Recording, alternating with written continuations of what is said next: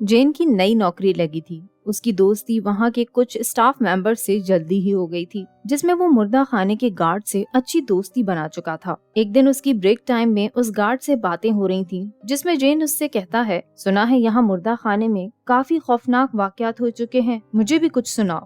پہلے تو وہ گارڈ ہچکچایا، لیکن پھر جین کے اصرار پہ بتایا، یہ میرے سامنے ہوا تھا اور یہ سب سے عجیب اور خوفناک واقعہ تھا۔ ایک بچے کی کار ایکسیڈنٹ سے بری طرح موت ہو گئی تھی، لیکن اس کا باپ اس سے کافی اٹیچ تھا، اس کی ماں سے بھی زیادہ۔ اس بچے کی موت کا کیس چلا، اس لیے پوسٹ مارٹم کے لیے مردہ خانہ رکھا گیا۔ ایک دن بعد اس کی آخری رسمیں بھی یہیں پوری کی گئیں اور پھر سب چلے گئے۔ ایک دو دن بعد جب بچے کی باڈی جلا دی گئی، اس کا وجود بھی یہاں نہیں تھا، تب اس گارڈ کو بچے کی رونے کی آوازیں آ رہی تھیں۔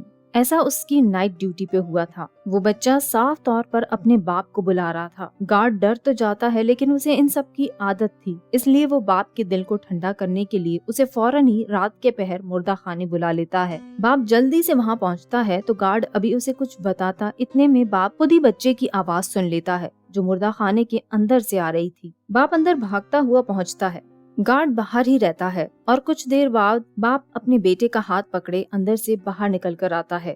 گارڈ بتاتا ہے کہ میں نے باپ بیٹے کو ساتھ میں دیکھ کر کچھ نہیں کہا اور انہیں جانے دیا، کیونکہ وہ اپنے دل کے سکون کے لیے اپنے بچے کی روح کو اپنے ساتھ لے جا رہا تھا۔ اب جب گارڈ مردہ خانے کے اندر جاتا ہے تو یہ منظر دیکھ کر اس کی روح کانپ جاتی ہے، کیونکہ وہ باپ اندر موت کی حالت میں پڑا تھا، یعنی اس کا باپ مر چکا تھا، اور جاتے ہوئے جو گارڈ نے دیکھا وہ دونوں کی روحیں تھیں۔